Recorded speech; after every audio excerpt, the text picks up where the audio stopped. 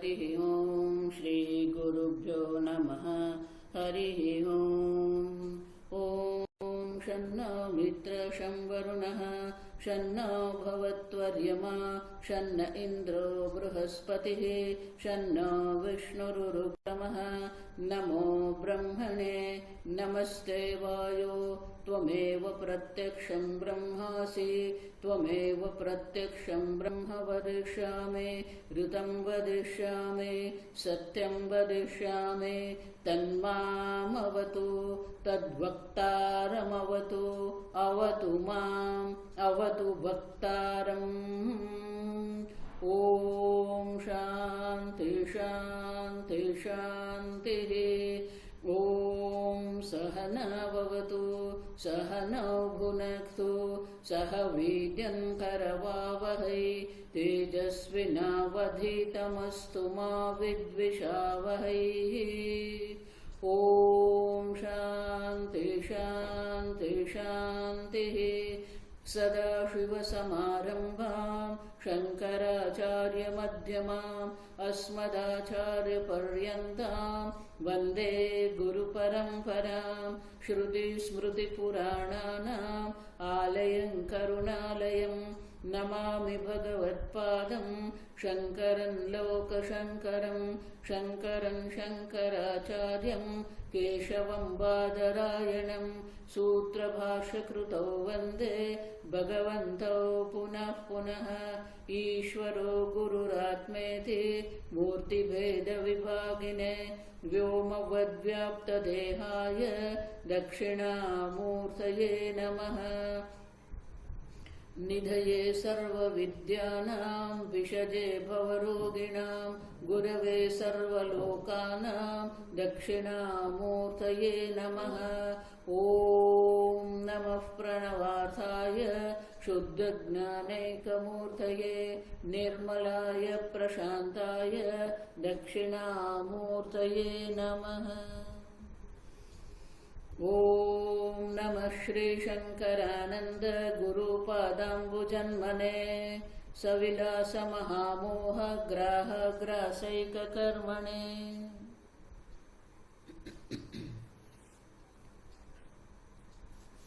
श्लोक नंबर 100। प्रवहत्यपि निरे अधः प्रवहत्यपि निरे अधः स्थिरा प्रौढशिला यथा स्थिरा प्रौढशिला यथा नामरूपान्यथात्वेऽपि नामरूपान्यथात्वेऽपि कूटस्थं ब्रह्मणान्यथा कूटस्थं ब्रह्मणान्यथा। निश्चिद्रे दर्पणे भाति निश्चिद्रे दर्पणे भाति वस्तु गर्भं बृहद्वैत वस्तु गर्भं बृहद्वियत सच्चिद्घने तथा नाना जगद्गर्भमिदं वियत सच्चिद्घने तथा नाना जगद्गर्भमिदं वियत।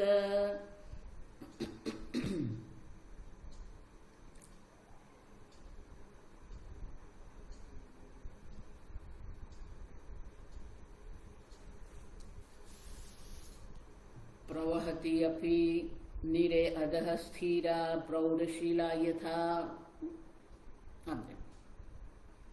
नदी का जो प्रवाह है जल का जो प्रवाह है कभी वो प्रवाह शांत होता है कभी वो गतिशील होता है। वर्षा के दिन होते हैं तो वो जल का प्रवाह अनेक प्रकार से बह रहता है गतिशील वेगवान होता है। अब देखो फिर भी जो बड़ी शिला जो है वो स्थिर रहती है वहां पर। अब देखो उसी प्रकार से नाम रूपानि रूपा अन्यथात्वेपि अन्यथा माने कि ब्रह्म से बिल्कुल विलक्षण नाम रूप है। ब्रह्म सत्य है नाम रूप मिथ्या है। ब्रह्म निर्विकारी है नाम रूप जगत जो है वह विकारी है। अन्यथात्वेऽपि अन्यथा माने ब्रह्म से बिल्कुल विलक्षण होते हुए भी अब देखो वो कूटस्थ ब्रह्म में हमें वो जगत का व्यवहार होता है। अब देखो अन्य किसी प्रकार से भी नहीं न अन्यथा। आप समझो न अन्यथा माने कि जगत की अन्य किसी भी प्रकार से कोई महत्ता नहीं है। आप समझो आप कितना भी आप कितना भी जगत का अनुभव करते रहो, आप जगत का अनुभव करते होते हुए भी उनको कभी आप सत्य नहीं मान सकते, अन्य किसी प्रकार से भी नहीं। आप समझ, भले आप जगत का अनुभव कर रहे हैं, भले जन्म मृत्यु हो रही है, भले कोटि कोटि ब्रह्मांड उत्पन्न होते हैं, लेकिन ब्रह्मांड उत्पन्न होते हुए भी कूटस्थ ब्रह्म न अन्यथा भवति। अब देखो, कूटस्थ ब्रह्म कभी भी विकारी नहीं बनता है। भले ये विकारी जगत कूटस्थ ब्रह्म से उत्पन्न हुआ है, फिर भी वो जगत जो है, जगत विकारी होने पर भी, आप देखो, अन्यथात्वेपि, जगत विकारी होने पर भी ब्रह्म में किसी भी प्रकार का कोई विकार नहीं है। आप समझो, सच्चित सुखात्मकम जो ब्रह्म है वो निर्विकारी है, किसी भी प्रकार का परिवर्तन ब्रह्म में है ही नहीं। देखो, इसीलिए आगे जो कह के गए, अस्ति भाति प्रिय नाम रूपात्मकम जगत है, तो जो सच्चित सुखात्मकम ब्रह्म जो है वो तो वही का वही है, जड़ है, चेतन है, चर है, अचर है, है, ब्रह्म लोक है, स्वर्ग लोक है, पाताल लोक है। अब कितना भी विकार करते रहो, अनेक प्रकार के लोक है, अनेक प्रकार के भोग्य पदार्थ है, अनेक प्रकार के भोक्ता है, अनेक प्रकार के शरीर है।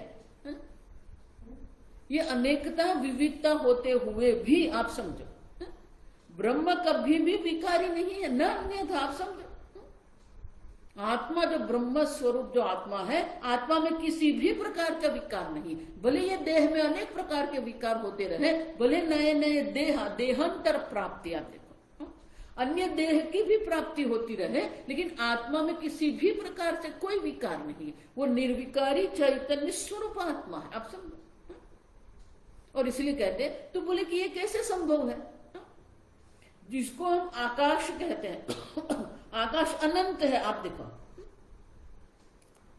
तो बोले ये ननु अखंडे ब्रह्मणि तद विलक्षण से जगत कथम अवभासनम, तो बोले ये ब्रह्म से बिल्कुल जो विलक्षण जगत है, वो जगत कैसे हमें दिख रहा है। अब देखो, अखंडे ब्रह्मणि, ब्रह्म अखंड है, निर्विकारी है, तो निर्विकारी ब्रह्म में ये संपूर्ण जगत का अनुभव हमें कैसे हो सकता है। तो उनके लिए दृष्टांत देते हैं, निश्चिद्रे दर्पणे सावकाश वस्तु न यथा भानम। अब तो दृष्टांत देते हैं, 101वें श्लोक में देते हैं, निश्चिद्रे दर्पणे भाति वस्तु गर्भम बृहद्वयत। अब वियत माने आकाश। अब देखो,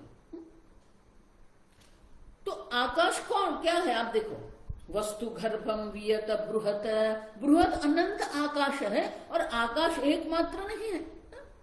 वस्तु गर्भम,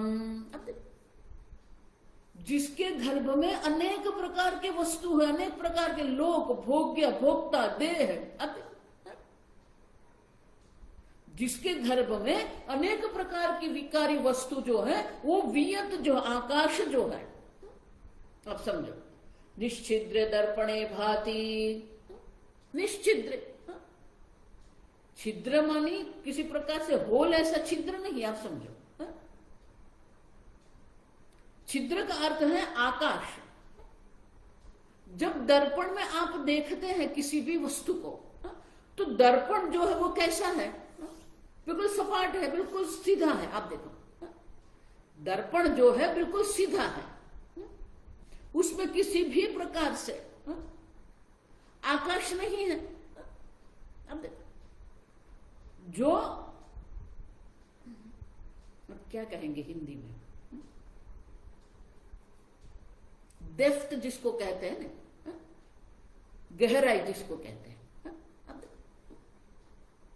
फिर भी जब हम दर्पण में देखते हैं कि नहीं देखते, अगर दर्पण आपका जो बाहर आप नदी किनारे पर लेके गए, तो दर्पण में आपको क्या क्या दिखेगा। अब देखो, वृक्ष है वो बहुत समीप है, नदी है दूर है, और नदी के उस किनारे पर वृक्ष है वो दूर है। आप देखो, तो गहनता, डेप्थ दिखती है हमें, तो वहां किसी प्रकार से गहनता है ही नहीं दर्पण, निश्चित। आप देखो, जो आकाश का अनुभव हम कर रहे हैं, जो आकाश में वृक्ष भी है, नदी है, जल का प्रवाह भी है, जल के उस पार, जो नदी के उस पार वृक्ष है, वो भी हमें दिख रहा है। तो दर्पण में हमें समीप भी दिखता है, दूर भी दिखता है, जल भी दिखता है, जल का प्रवाह भी दिख रहा है। अब देखो, तो जो आकाश है, जिसके गर्भ में ये सब है, तो आकाश भी हमें दर्पण में दिख रहा है, और इतना महान आकाश भी हमें दर्पण में दिखता है। और आकाश में जो जो वस्तुएं हैं, सब वस्तुएं भी हम देख रहे हैं। अब देखो, लेकिन जो दर्पण है, दर्पण में किसी प्रकार से गहनता नहीं है। आप देखो, वो फ्लैट है, अंग्रेजी में कहते फ्लैट। आप देखो, बिल्कुल सीधा ही है, उसमें किसी प्रकार की गहनता है ही नहीं। गहनता न होने पर भी हम वो सब देखते हैं अंदर। तो निश्चित है, गहनता रहित जो दर्पण है, उसमें हम सब देखते हैं। दर्पणे भाति वस्तु गर्भम वियत यथा। तो गहनता रहित सपाट जो एक दर्पण है, उसमें हमें सब दिखता है। उसी प्रकार से तथा सच्चिद घने नाना जगत गर्भम इदम वियत। उसी प्रकार से ये जो आकाश है, वो आकाश हमें, ये सच्चिदानंद आकाश जो है, ये सच्चिदानंद ब्रह्म में हमें दिख रहा है। और वो आकाश क्या है, जिसमें ये विविध प्रकार का जगत है। अब देखो, नाना जगत गर्भम, जिसके गर्भ में अनेक प्रकार के विविध प्रकार का जगत है। अब समझो, हमारा जो भूलोक है एक प्रकार का जगत है, स्वर्ग लोक है जो अन्य प्रकार का जगत है, ब्रह्म लोक अन्य प्रकार का जगत है, पाताल लोक अन्य प्रकार का जगत है। अब देखो, नाना जगत, आप समझो, विविध प्रकार के जो जगत है, जगत में जो भोग्य है, भोक्ता है, देह है। अब देखो, तो जिस प्रकार से दर्पण में हम आकाश देखते हैं, और आकाश में जितनी भी वस्तुएं हैं वो भी हम देख रहे हैं, उसी प्रकार से ये सच्चिदानंद ब्रह्म जो है, उसमें ये नाना जिस आकाश में ये अनेक प्रकार का जगत है, वो आकाश हम देख रहे हैं। अब समझो, कैसे संभव है, ऐसा आप प्रश्न नहीं कर सकते। आकाश और आकाश सहित संपूर्ण विश्व हम ये ब्रह्म में देखते हैं। आप समझो, यही तो माया की अचिंत्य शक्ति है। आप समझो, माया की जो एक अद्वितीय ब्रह्म जो है, निर्विकारी ब्रह्म है, वो माया की अचिंत्य शक्ति के कारण ये निर्विकारी ब्रह्म में सविकारी जगत का अनुभव हम कर रहे हैं। आप समझो, और इसलिए कहते हैं कि जिस प्रकार से दर्पण में ये सब हम दर्शन करते हैं, उसी प्रकार से सच्चिदानंद ब्रह्म में ये जगत का अनुभव है। अब सब ननु अदृश्य ब्रह्मणि कथम जगत प्रतीति ही इति आशंक्य। तो बोले नहीं नहीं नहीं, ये आपका दृष्टांत है ना, दृष्टांत में थोड़ी गड़बड़ है। तो बोले क्यों? तो बोले कि दर्पण भी है और दर्पण में हम प्रतिबिंब भी देखते हैं। तो दर्पण भी हम देख रहे हैं और प्रतिबिंब भी हम देख रहे हैं। अब देखो, लेकिन ब्रह्म तो क्या है? अदृश्य ब्रह्मणि कथम जगत प्रतीति ही। तो ब्रह्म का तो हम दर्शन ही नहीं कर रहे हैं। अदृश्य अव्यक्त है, इंद्रियों से ये ब्रह्म का अनुभव नहीं हो सकता। अव्यक्त ब्रह्म है, अचिंत्य ब्रह्म है, निर्विकारी ब्रह्म है। तो उस अदृश्य, देखो आगे मैं ये कह के गई आपको इसीलिए कि दर्पण हम देखते हैं और फिर दर्पण में हम ये सब देखते हैं, लेकिन ब्रह्म का तो हम देख ही नहीं रहे। हम तो ये जगत का ही अनुभव कर रहे हैं। तो ये ब्रह्म तो हमें दिखता ही नहीं है। आप समझो, जो दर्पण दिखता है और फिर दर्पण में हमें ये संपूर्ण आकाश और आकाश की सर्व वस्तुएं दिखती हैं, तो उसी प्रकार से ये ब्रह्म में ब्रह्म तो दिखता ही नहीं है।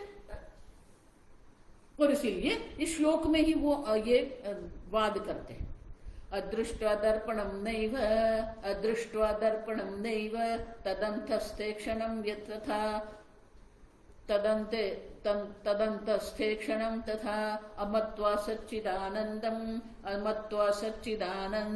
नाम रूपमतिः कः कुतः नाम रूपम अतिः कुतः अदृष्ट्वा दर्पणं न एव तदन्तस्थे ईक्षणं तथा। दर्पण को ही अगर हम नहीं देखेंगे, अब देखो, अगर दर्पण को देखे बिना, अदृष्ट्वा दर्पणम, अब देखो, दर्पण को देखे बिना तदंतस्थ ईक्षणम नैव, उनके अंदर जो जगत है उनका दर्शन हमें नहीं होगा। ईक्षण माने दर्शन। अब देखो, तदंतस्थ, उनके अंदर जो जगत है, अगर मैं दर्पण ही नहीं देख रही हूं तो उनके अंदर का जगत मुझे कैसे दिखेगा? उसी प्रकार से अमत्वा सच्चिदानंदम, ये ब्रह्म को तो मैं जानती, सच्चिदानंद जो ब्रह्म है वो ब्रह्म को जानते ही नहीं है, अमत। तो अगर सच्चिदानंद ब्रह्म का ज्ञान ही नहीं है, सच्चिदानंद ब्रह्म हमें दिखता ही नहीं है, तो फिर नाम रूपम, अब देखो, नाम रूपम अति कुतः, तो राम नाम रूप का ज्ञान ही कैसे होगा हमें?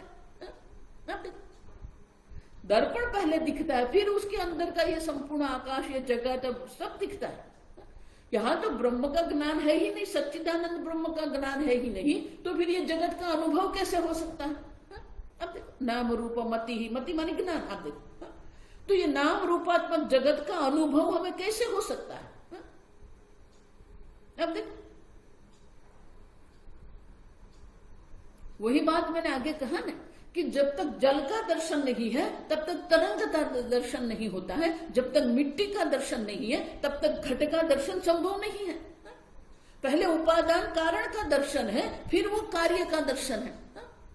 अब देखो, मिट्टी के दर्शन के बिना घट का दर्शन संभव ही नहीं है। देखो, इसलिए वेदांत जो है ना वो अनेक अलग प्रकार के तर्क है, ये व्यवहारिक तर्क नहीं है। यहाँ पर व्यवहारिक तर्क की हम नहीं बात कर रहे हैं, ये बिल्कुल अलग प्रकार का तर्क है। अब समझो,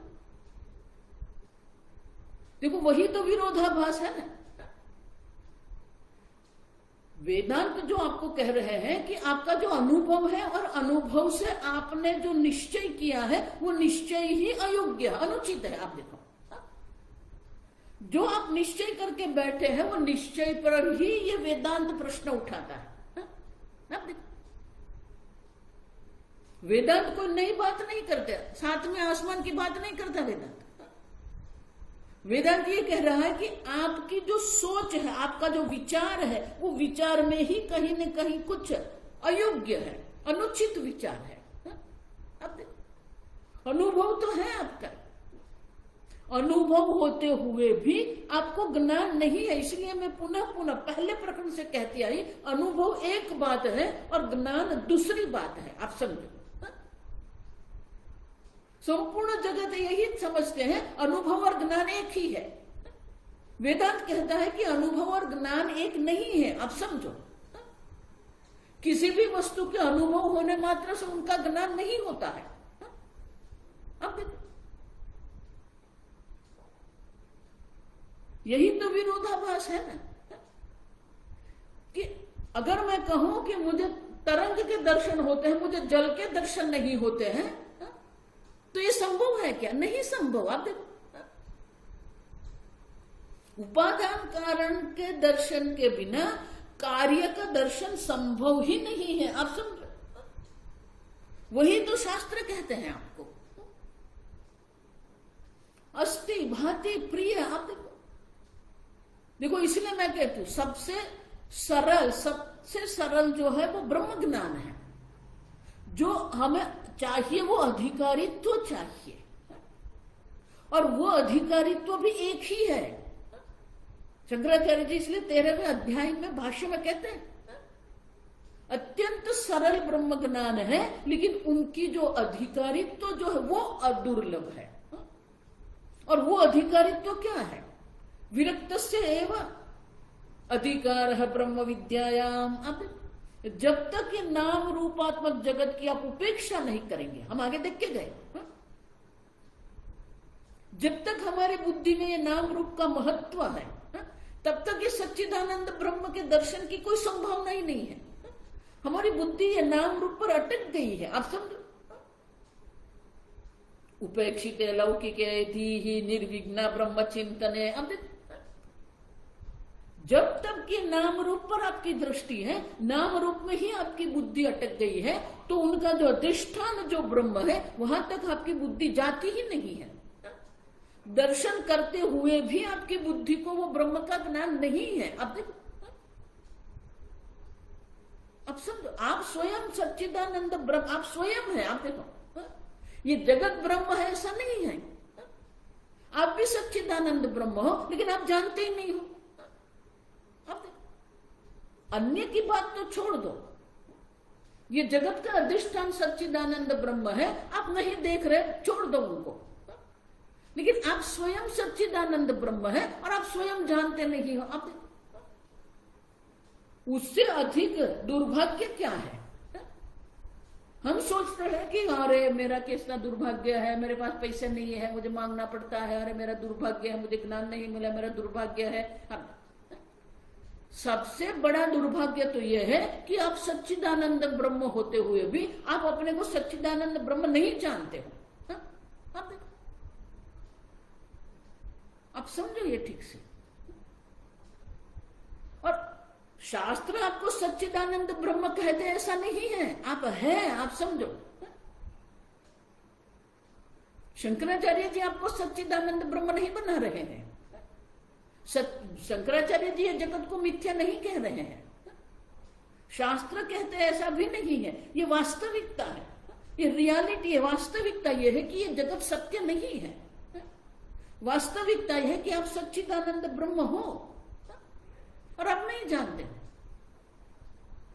यही तो दुर्भाग्य है हमारे, आप होते हुए भी नहीं जानते। बहुत वर्षों पहले स्वामी जी अहमदाबाद यूनिवर्सिटी में पूज्य स्वामी जी के प्रवचन थे, और प्रवचन का शीर्षक था हु एम आई। आप देखो, फिर उनके ऊपर से पुस्तक भी स्वामी विदितात्मा जी ने निकाली, फिर उसको गुजराती अनुवाद भी स्वामी जी ने करके प्रकाशित किया गुजराती में। अब देखो, तो पूरा जो हॉल था ना यूनिवर्सिटी का, पूरा भर गया था। अब देखो, पूज्य स्वामी जी जो है ना, अब समझो, पूज्य स्वामी जी माने ये वेदांत का जो चिंतन है ना, अलग प्रकार का चिंतन है। 5 में 5 जोड़ दो और 10 होता है, ये वेदांत नहीं है, ये व्यवहार है। वेदांत की जो दृष्टि है, वेदांत का जो चिंतन है, बिल्कुल अलग प्रकार का है। क्योंकि आप जगत की दृष्टि से अगर देखेंगे तो जगत तो विकारी है, परिणामी है, जन्म मृत्यु वाला है। और जो ब्रह्म है वो तो न जायते म्रियते वा कदाचित। आप देखो, हमारी बुद्धि ये जगत से ऊपर उठती ही नहीं है। हमारी बुद्धि ये जन्म मृत्यु में ही पड़ी रही है। और इसलिए भगवान कहते हैं न जायते म्रियते वा कदाचित। अब देखो, कदाचित माने क्या है? अभी जब आप कह रहे हो कि आपका जन्म हुआ है, तब भी आपका जन्म नहीं हुआ है। आप समझो, देह का जन्म है, मृत्यु देह की है, लेकिन देह में आप अहम भाव करके बैठे हैं, और ये अहम भाव के कारण आप सोच रहे हो कि मेरा जन्म हुआ, मेरी मृत्यु होगी। देखो, ये शास्त्र आपको ये विरोधाभास पहले दर्शाते हैं कि आपके विचार में ही किसी भी प्रकार से कोई संगत नहीं है, विसंगत है आपका विचार। देह का आप अनुभव कर रहे हो। ये पुस्तक है, जब हम कहते हैं तो ये पुस्तक का आप अनुभव कर रहे हैं, तो ये पुस्तक जो है दृश्य है और आप दृष्टा है। ये पुस्तक जो है दृश्य है, जड़ है, आप दृष्टा है, चेतन है। अब समझो, तो जो जो वस्तु आप, जो जो विषय आप 5 इंद्रिय के द्वारा ग्रहण करते हो, उनको हम दृश्य जगत कहते हैं। अब समझो, और आप जो है वो दृष्टा है, जो सबका अनुभव करने वाले हैं, चेतन है। तो ये जगत जो दृश्य है, उसी प्रकार से ये शरीर भी क्या है? ये शरीर भी शब्द स्पर्श रूप रस गंध है, आप समझो। तो जगत में हम अहम बुद्धि नहीं कर रहे हैं और ये देह में अहम बुद्धि करके बैठे हैं। आप देखो, ये जगत भी दृश्य है, ये भी दृश्य है। तो ये जगत में हम अहम बुद्धि नहीं करते हैं, लेकिन यहां पर अहम बुद्धि करके बैठे हैं। मैं मनुष्य हूं, मैं स्त्री हूं, मैं पुरुष हूं, मैं माता हूं, पिता हूं। अब देखो क्या क्या नहीं करके हम बैठे, हमारे बारे में जितना भी अध्यारोप करके हम बैठे हैं। आप समझो, ब्रह्म सूत्र के भाष्य का आरंभ भी ऐसे ही होता है कि आप देखिए जो असंभव है वो संभव हो गया। अब युष्मद अस्मद प्रत्ययो हो तम प्रकाशवद विरुद्ध स्वभावयो हो। जिस प्रकार से अंधकार और प्रकाश दोनों विरुद्ध है, उसी प्रकार से युष्मद अस्मद यो हो। अस्मद मानी मैं, युष्मद मानी ये देह। हाँ देखो, तो मैं और देह एक कैसे हो सकते हैं? अंधकार और प्रकाश एक नहीं हो सकते हैं। उसी प्रकार से आत्मा और देह एक कैसे हो गए?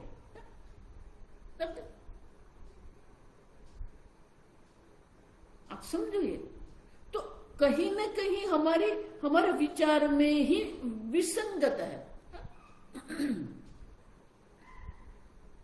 वेदांत ये जगत को बदलने के लिए नहीं है, वेदांत ये शरीर को बदलने के लिए नहीं, वेदांत आपकी दृष्टि को बदलने के लिए। आगे देख के गए, विचार दृष्टि ही जो बदलना है वो हमारे विचार को बदलना है, हमारी दृष्टि को बदलना है। वेदांत दृष्टि प्रदान आपको करते हैं। जगत को बदल के क्या, वो तो बदल ही रहा है। आपको बदलना है कि नहीं बदलना, वो बदल ही रहा है। इसीलिए मैं कहती हूं, ये जो लोग है ना, हमें तो ये युग परिवर्तन, अरे युग परिवर्तन हो ही रहा है युग का। पहले त्रेता युग, अब देखो पहले सतयुग था, फिर अभी त्रेता युग आ गया, त्रेता युग से फिर द्वापर युग, द्वापर युग से कल युग आ गया। अब देखो, तो वो तो परिवर्तन हो रहा है, उसे आपको परिवर्तन करने की क्या आवश्यकता है? काल ये परिवर्तन कर ही रहा है। अब समझ, परिवर्तित जगत में आप परिवर्तन लाने का सोचते, यही तो सबसे बड़ी गड़बड़ है। आप देखो, देखो मैं बोलती हूं तो सबको कटु लगता है। अब देखो,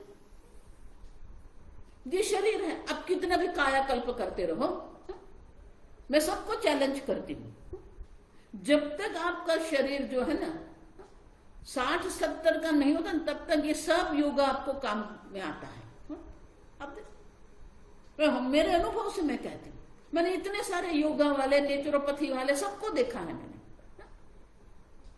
बहुत बड़े बड़े बड़े कैंप वो करते हैं, लेकिन वही जब 70 वर्ष के हो गए, कुछ का न नेचुरोपैथी काम में आती है, न योगा काम में आता है, न आसन प्राणायाम कुछ भी काम में नहीं आता है। आप समझो, आप समझो।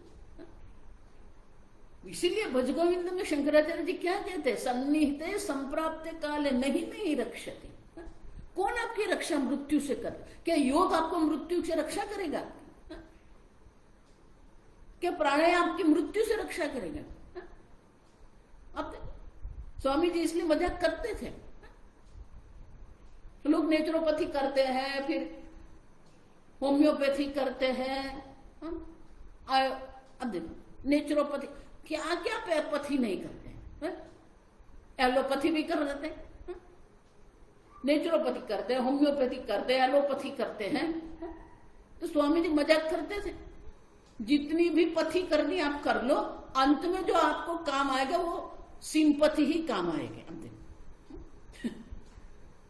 अब समझो, विरोधाभास बाहर नहीं है, विरोधाभास हमारे अंदर है।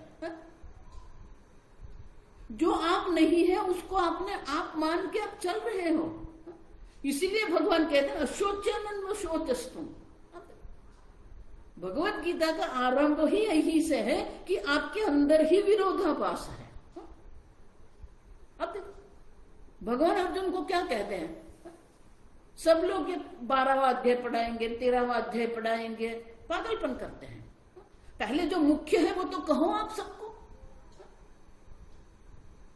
अशोच्यानन्व शोचस्तुम प्रज्ञावादंश्च भाष। अर्जुन तो वाणी, तेरी वाणी तो प्रज्ञावान के पंडित की जैसी वाणी तेरी है।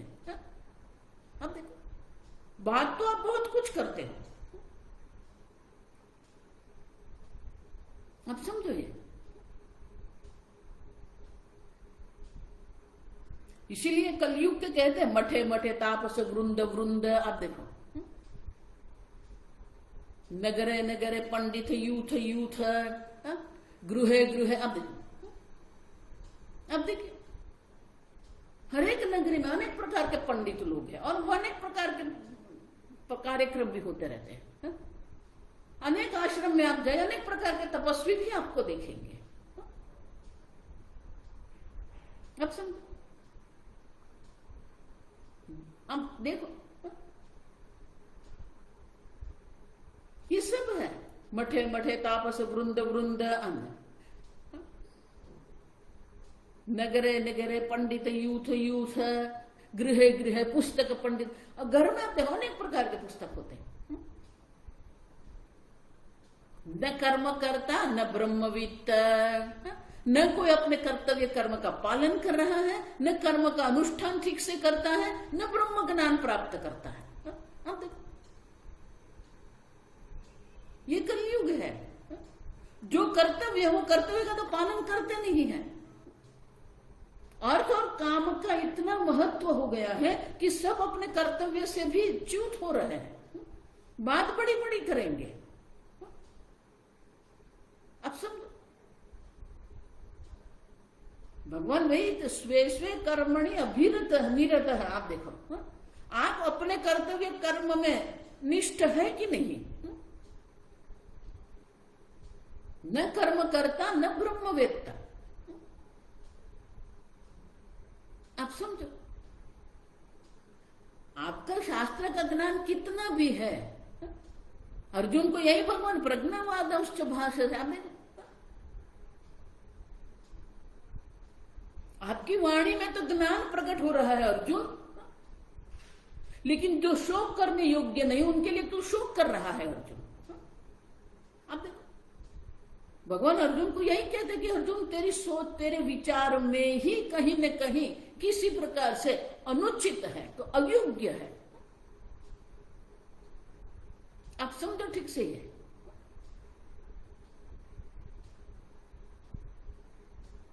दर्पण के देखे बिना ये दर्पण में जगत नहीं दिखता है, तो ब्रह्म के देखे बिना ये जगत का अनुभव कैसे संभव? संभव ही नहीं है। आप समझो ये प्रश्न उठाते हैं, प्रश्न तो हम ही उठाते हैं। ये वेदांत यही तो प्रश्न करते हैं कि ये जगत का उपादान कारण जो सच्चिदानंद ब्रह्म, सत्यम ज्ञानम अनंतम ब्रह्म यो वेद निहितम कुहायम, जो सत्यम ज्ञानम अनंतम ब्रह्म जो है वो आपके हृदय में ही अभिव्यक्त हो रहा है, लेकिन उसके ऊपर आपकी दृष्टि नहीं जाती है, तो उसमें दोष किसका है? हम किस किस लोगों को दोषारोपण करते रहते हैं, इसके कारण ये हुआ, उसके कारण ये हुआ, ये मुझे ये कर रहा है, ये मुझे। कोई आपको सुखी दुखी नहीं कर रहा है। भगवान श्री राम वाल्मीकि रामायण में लक्ष्मण को यही कहते हैं, न सुख दुख से न कोपी दाता। आप समझ, आपको सुखी दुखी करने वाले बाहर कोई नहीं है। आपका अज्ञान, आपकी मूर्खता, आपका अविवेक आपको दुखी कर रहा है। आपकी वाणी में तो पांडित्य है,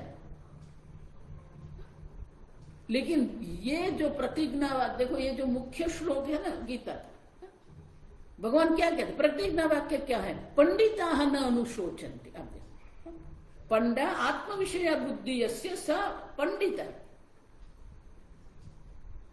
जिसको आत्मज्ञान हो गया है उनको कभी भी शोक वो नहीं करते हैं। तरति शोकम आत्मवित। अब देखो, लेकिन शोकग्रस्त है। भयस्थानि शतानि च शोकस्थानि भयस्थानि सहस्राणि शोकस्थानि शतानि च दिने दिने आविशन्ति मूढ़ाः न तो तत्ववित्। अब देखो महाभारत में भी व्यास जी यही कह रहे हैं, कि ये जगत में अनेक प्रकार के भय स्थान है, अनेक प्रकार के शोक के कारण है,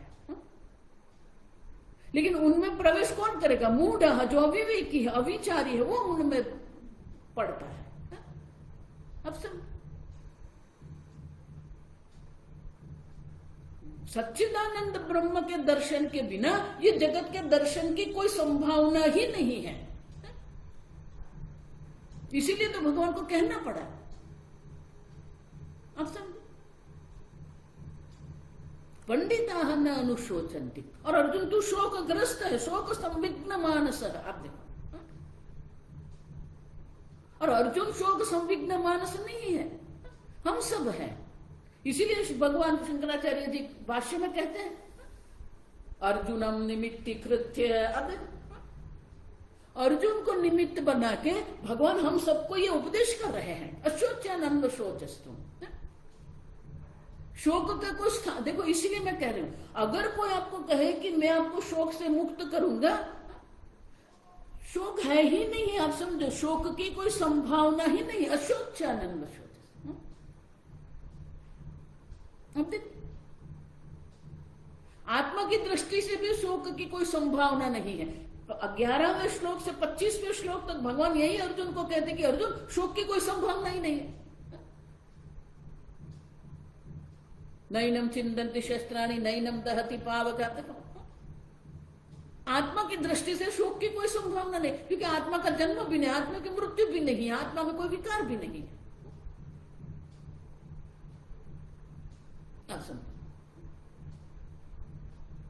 और अगर यदि चेत, आप देखो, अगर आप सोच रहे हो कि आपका जन्म हुआ है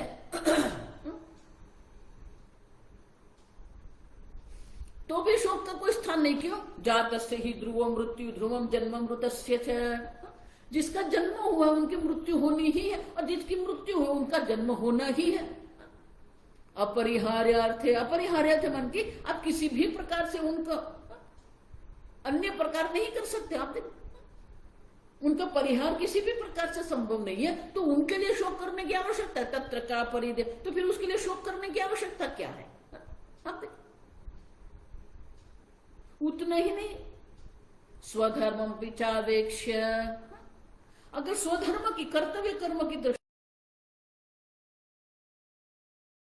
प्रारब्ध कर्म सबका है, और प्रारब्ध कर्म के अनुरूप आपके सामने जो परिस्थिति, जो संजोग उत्पन्न होते हैं, उसके अनुरूप आपको कर्म करना ही है। आप समझो, तो कर्तव्य कर्म की दृष्टि से प्रारब्ध कर्म से भी कोई शोक की आवश्यकता नहीं है। जन्म मृत्यु वाला अगर आत्मा बन गया तो भी कोई शोक की आवश्यकता नहीं है, क्योंकि जिसका जन्म उसकी मृत्यु होना है, या मृत्यु हो तो जन्म होना है। और आत्मा की दृष्टि से देखते हैं तो आत्मा का जन्म मृत्यु है ही नहीं, तो शोक किसके लिए आप कर रहे हो? आप समझो ये ठीक से। विरोधाभास यही है कि सच्चित ब्रह्म के दर्शन करते हुए भी आप उनका दर्शन नहीं कर रहे हो। आप स्वयं सच्चिदानंद ब्रह्म होते हुए भी आप स्वयं को जानते ही नहीं हो। आप इससे बड़ा विरोधाभास क्या है कि आप सच्चिदानंद ब्रह्म है और आप जानते ही नहीं कि आप सच्चिदानंद ब्रह्म है। बाकी बहुत कुछ हम अपने आप को बारे में करते हैं, मैं ये हूं, मैं वो हूं। कई बार लोग जो बात करते हैं ना, कई बार कहते हैं मैं मूर्ख थोड़ा हूं। कि साहब कौन आपको मूर्ख है? मूर्खता तो आपका स्वभाव बन गया है। अपने को देह मानना, अपने को मन मानना, अपने को बुद्धि मानना। आप समझे, एक देश में, एक काल में, एक वस्तु में, एक देह में अहम बुद्धि करके हम बैठे हैं। यही तो मूर्खता है। अब तो आप ब्रह्मसूत्र कहो, उपनिषद कहो, या गीता कहो, कुछ भी कहो, आप पंचदशी कहो, वो यही प्रकट कर रहे हैं कि आप स्वयं सच्चिदानंद ब्रह्म हो और आप जानते ही नहीं हो। यही तो आपका दुख का कारण है। अब उसी प्रकार से ये जगत जो है, सच्चिदानंद ब्रह्म के दर्शन के बिना ये जगत का दर्शन संभव ही नहीं है। और फिर भी ये संभव बन गया। आप हमें क्या प्रश्न करते हो कि दर्पण देखे बिना हमें दर्पण के अंदर जगत नहीं दिखता है, तो ये ब्रह्म के दर्शन के बिना कैसे ये जगत दिखेगा? ये प्रश्न आप क्यों कर रहे हो? हम कर रहे हैं आपको। अब देखो,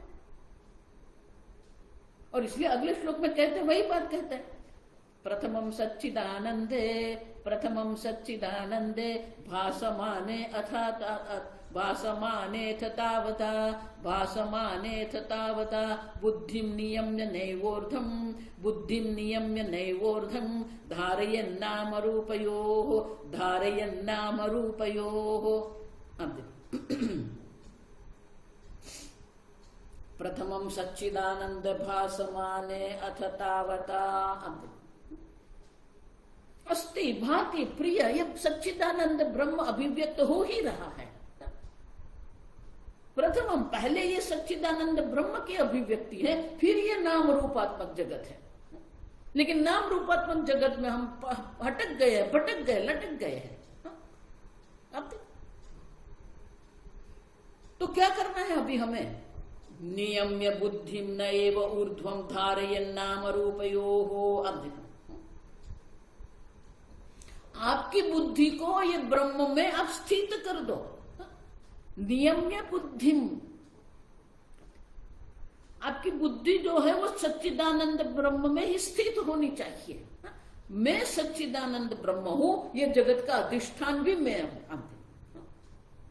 ये जगत का अस्तित्व आपके कारण है, ये जगत का भासमान आपके कारण है, ये जगत में जो आनंद है वो भी आप स्वयं हो। आत्मानंद का हम विश्लेषण करके गए, आत्मानंद आप स्वयं आनंद स्वरूप। और फिर हम ये जगत में आनंद ढूंढ रहे हैं। यही तो मूर्खता है कि आप स्वयं आनंद स्वरूप है और ये जगत के पास आप आनंद की भीख मांग रहे। इसीलिए स्वामी जी कहते थे अज्ञानी मानी कौन है वो? अज्ञानी मानी इडियट, मूर्ख है वो तो। अज्ञानी मानी की भिखारी है। अब we are all beggars, we are all fool. क्यों? क्योंकि आप स्वयं आनंद स्वरूप है और ये छोटी छोटी बात पर हम आनंद की भीख मांगते रहते। हे पुत्र मुझे दुख दे देना, हे पुत्र मुझे सुख देना, हे धन मुझे दुख देना, कहते नहीं, सुख ही मांगते रहते। घर के पास, धन के पास, शरीर के पास हम क्या इच्छा करते? सुख की, आनंद की इच्छा कर रहे, लेकिन आप स्वयं आनंद स्वरूप है। यही तो विरोधाभास है कि आप स्वयं आनंद स्वरूप होते हुए ये जगत में आनंद आप ढूंढ रहे हैं। लहर ढूंढे लहर को, कपड़ा ढूंढे सूत, जीव ढूंढे ब्रह्म को, तीनों ऊत के ऊत। आप देखो ये मूर्खता है हमारी। ऊत के ऊत मानी कि मूर्खों का, मूर्ख लोगों का सरदार जो है। आपको ब्रह्म बनना नहीं है, आप स्वयं सच्चिदानंद ब्रह्म हो। महाराज श्री भी यही कहते थे, जब भी आप दुखी होते समझो कि आपके कहीं ना कहीं अविचार है, आपकी मूर्खता के कारण आप दुखी है, अन्य के कारण नहीं। इसीलिए भगवान कहते हैं अशोचनन्व शोचस्तम। आपका अविचार आपको दुखी कर रहा है। आपको जो नहीं है, आप जो नहीं है वो आपको अपने आप को मान लिया है, वो आपको दुखी कर रहा है। अब देह नहीं है, आपको देह मान के आप चल रहे हैं। अब स्त्री पुरुष ने अपने आप को स्त्री पुरुष मान के आप चल रहे हैं। आपका जन्म मृत्यु नहीं, फिर भी आप नहीं, मेरा जन्म हुआ मेरी मृत्यु होगी। अब कर्ता भोक्ता नहीं है, फिर भी आपने अपने आप को कर्ता भोक्ता बना के देख दिया। शंकराचार्य जी क्या है? कर्तृत्व भोक्तृत्व नाम संसार है। ये कर्तृत्व भोक्तृत्व ही तो संसार है। बाहर क्या संसार है? यहां है संसार। आत्मा में न कर्तृत्व न भोक्तृत्व है, न कर्तृत्व न कर्माणि न कर्मफल संयोग है। न कर्तृत्व है, न कर्म है, न कर्मफल का संयोग है, भोक्तृत्व है। आप ये एवं वेत्ति हंतारम यश्चैनम मन्यते हतम। जो मान रहा है कि मैं हनन क्रिया का करता हूं, जो मान रहा है कि हनन क्रिया मेरे ऊपर हो रही है, माने कि मैं भोग रहा हूं, मैं उभौ तौ न विजानीत। दोनों जानते ही नहीं कि आत्मा करता भी नहीं, आत्मा भोगता भी नहीं है। नायम हंति न हन्यते। आप देखो, नायम हंति मानी कि हनन क्रिया का करता आत्मा नहीं है, हनन क्रिया आत्मा पर हो ही नहीं रही, मानी भोगता आत्मा नहीं है। स्पष्ट रूप से इतना स्पष्ट भगवान कह रहे हैं कि आपका जन्म मृत्यु नहीं है, आप कर्ता भोक्ता नहीं है, आप देह नहीं है, देहांतर प्राप्ति। अब पहला ही श्लोक क्या है भगवान का, आप समझ, देहिनोस्मिन यथा देहे कौमारम यौवनम जरा तथा देहांतर प्राप्ति ही धीरस्तत्र न मुह्यति। अब जो विवेकी है तो कभी ये देह की दृष्टि से या देह के संबंध की दृष्टि से वो मोहित नहीं होता है, दुखी नहीं होता है। और इसलिए कहते हैं प्रथमम सच्चिदानंद भासमाने, सदा सर्वदा अस्थि भांति प्रिय का तो अनुभव हो ही रहा है, हमारी दृष्टि उनके ऊपर नहीं जाती है। अब समझो, अथतावता उनके बाद एक बुद्ध, और इसलिए क्या करना चाहिए हमें, बुद्धि नियम्य न एव ऊर्ध्वम धारय नाम रूपयो हो। अब एक बार ये आत्मा में हमारी बुद्धि को हमें स्थित कर देना है। सच्चिदानंदे ब्रह्मणि कल्पित नाम रूपात्मके प्रपंचे सच्चिदानंद मात्रम बुद्धिया गृहीत्वा। अब जो जो वस्तु आप देख रहे हैं उसमें अस्थि भांति प्रिय देखो, उसी का दर्शन आप करो। सच्चिदानंद मात्रम बुद्धिया गृहीत्वा नाम रूप बुद्धि न धारये। अब नाम रूप की बुद्धि आप कभी नाम रूप यो हो, नाम रूप में आप आपकी बुद्धि को मत जाने दो। आपकी बुद्धि को अस्थि भांति सच्चित सुखात्मकम जो ब्रह्म है उसी में आपकी बुद्धि को स्थित कर दो। नाम रूपात्मक जगत है उससे आपकी बुद्धि हटा दो। अब हमारी दृष्टि जब तक सब अस्थि भांति प्रिय सच्चिद आनंद सत्यम ज्ञानम अनंतम ब्रह्म पर नहीं रहेगी तब तक ये नाम रूपात्मक जगत हमें दुखी करते रहेंगे। और इसीलिए मुमुक्षु के लिए ये कर्तव्य है। आप समझो, अगर आप सोच रहे हो कि मुझे क्या करना है तो आपको यही करना है कि जो संपूर्ण जगत जो नाम रूपात्मक जगत जो है उनका जो अधिष्ठान जो सच्चिदानंद ब्रह्म है उसी पर आपकी दृष्टि आप ठीक कर स्थित कर दो। उसी को स्थित प्रज्ञा कहते हैं। स्थिता प्रतिष्ठिता अहम ब्रह्मास्मि। अब देखो इति प्रज्ञा बुद्धि ही अस्य सस्थित प्रज्ञा है। आपकी बुद्धि वो सच्चिदानंद पर बुद्धि नियम नियम्य मानी कि वो बुद्धि वहां पर ही स्थित कर दो। मैं सच्चिदानंद ब्रह्म हूं, ये संपूर्ण जगत सच्चिदानंद ब्रह्म है। अब सब एक बार ये सच्चिदानंद ब्रह्म में जिसकी बुद्धि स्थित हो गई फिर ये नाम रूपात्मक जगत जो है होता रहेगा, दिखता रहेगा, उसे क्या विरोध है आपको। अगर आप सोच रहे नहीं नहीं मुझे मात्र सच्चिदानंद ब्रह्म ही दिखना चाहिए, ये नाम रूपात्मक नहीं, वो संभव नहीं है। हम देख के गए आगे कि ये जगत तो दिखता रहेगा जब तक आपकी उपाधि है, जब तक उपाधि में सूक्ष्म शरीर है, सूक्ष्म शरीर में मन बुद्धि है, तब तक ये जगत की भी अनुभूति होती रहेगी। लेकिन जो ज्ञानी है वो क्या सोचते हैं, इंद्रियाणि इंद्रियार्थेभ्यः वर्तते इति मत्वा न सज्जते। इंद्रिय रूपी जगत जो है वो ये विषय रूपी जगत का अनुभव करते रहते हैं। अब देखो इति मत्वा न सज्जते, उसे आपको आसक्त होने की कोई आवश्यकता नहीं है। अब समझो, कर्मण्य भी प्रवृत्तियों नैव किंचित करोति। अनेक प्रकार के कर्म करते हुए भी वो जानता है कि मैं कोई कर्म करता नहीं। आप समझो, यही हमें समझना है। पश्यन शृण्वन स्पृशन जिग्रन। अब देखो 5 ज्ञानेन्द्रियों के द्वारा 5 कर्मेंद्रियों के द्वारा ये सब होता रहेगा। लेकिन जो ज्ञानी है जिसने अपने को ब्रह्म सच्चिदानंद ब्रह्म समझ लिया है वो क्या सोचता है, नैव किंचित करोमीति युक्तो मन्येत तत्त्ववित्। मैं कुछ भी नहीं कर रहा, जो हो रहा है वो इंद्रियों का नहीं। इंद्रियाणि इंद्रियार्थेभ्यः वर्तन्ते। देखो इंद्रिय अपने विषय में जा रही है, मैं तो इंद्रिय का भी साक्षी हूं। इंद्रियों से जो ज्ञान प्राप्त होता है वो ज्ञान का भी मैं साक्षी चाहिए। हम देख के गए आगे, आप साक्षी चैतन्य, निर्विकारी असंग साक्षी चैतन्य आप है। वही चैतन्य में भोक्ता भी है, वही चैतन्य में प्रमाण मान इंद्रिया भी है, वही चैतन्य में भोग्य पदार्थ भी है। हम देखते कि ये त्रिपुटी जो है, दृष्टा दृश्य दर्शनम, तो होता रहेगा। ये ब्रह्म में ही वो दृष्टा है, ब्रह्म में ही दर्शन है, ब्रह्म में ही दृश्य है। कर्म की दृष्टि से भी हम देख के गए कि कर्ता भी ब्रह्म है, कर्म भी ब्रह्म है, करण भी ब्रह्म है। ब्रह्मार्पणम ब्रह्म हविः ब्रह्माग्नौ ब्रह्मणः, सर्वत्र ब्रह्मदर्शी दर्शन करो। बुद्धि नियम, इस प्रकार से हमारी बुद्धि को ये ब्रह्म में एक बार बुद्धिया गृहीत्वा ब्रह्म सच्चिदानंद मात्रम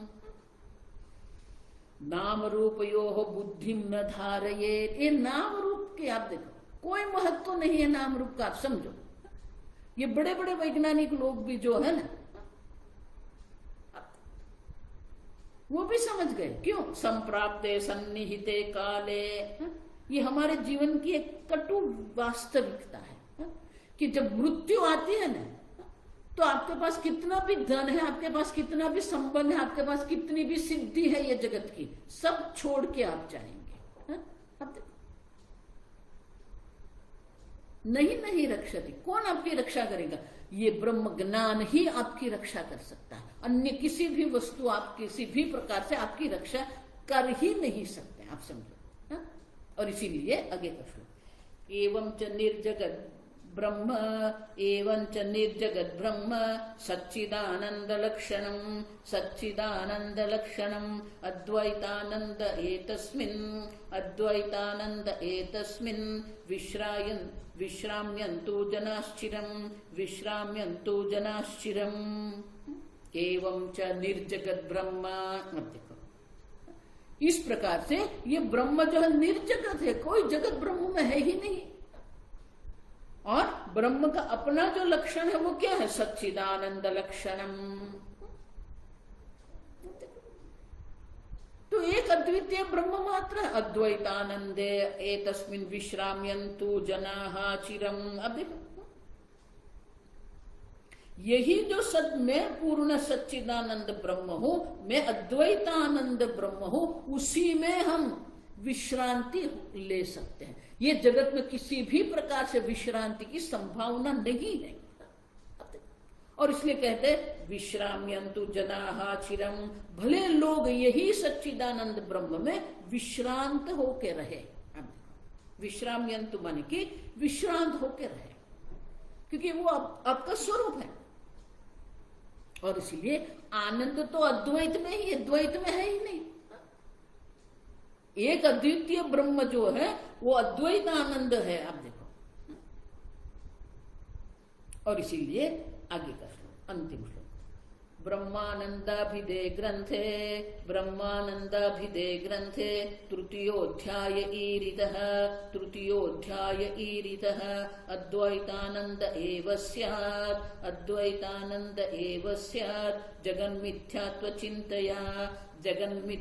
चिंतया। इस प्रकार से ब्रह्मानंद भिदे ग्रंथे, ये ब्रह्मानंद नाम का जो ये 5 प्रकरण का जो ग्रंथ है, तृतीय अध्याय अद्वैतानंद ईरितः, उसमें हमें ये तीसरे अध्याय में हमने आपको अद्वैतानंद का ईरितः वर्णन किया, मानी कि आप एक अद्वितीय आनंद स्वरूप है, आपको हमने समझाया। एव स्यात् जगन्मिथ्यात्व चिंतया, इस प्रकार से चिंतन करने से, चिंतया माने कि इस प्रकार से आप जब चिंतन करेंगे तो ये जगत मिथ्या हो ही जाएगा। जगत को मिथ्या बनाने की आवश्यकता नहीं है। आप अद्वैतानंद स्वरूप है, उसी में आपकी स्थिति हो जाएगी, तो अपने आप ही ये जगत जो है मिथ्या हो जाएगा। तो आप ये चिंतन करो कि आप अद्वैतानंद स्वरूप, सच्चिदानंद स्वरूप है। आप देखो, और कहते हैं इस प्रकार से तीसरे अध्याय में हमने अद्वैतानंद का अनुभव आपको करवाया है, उसी का आप चिंतन करते रहो। उस चिंतन से ही चिंतया माने कि उसी चिंतन के कारण ये जगत जो अनेक है, अनेकता जिसमें है, द्वैत जिसमें है, विकार जिसमें है, ये जगत अपने आप ही मिथ्या हो जाएगा। और इसीलिए ये ब्रह्मानंद अद्वैत आनंद मान की, ये अद्वैत आनंद ही आपका स्वरूप है, उसी का चिंतन आप करते रहो तो जगत मिथ्या हो जाएगा। ये हुआ हमारा 13वां अध्याय। अब समझो, ब्रह्मानंद अद्वैतानंद। कल हम उनका सार देख के लेंगे, पूरे का पूरा प्रकरण क्या है वो पूरा हम एक सार में देख लेंगे कल।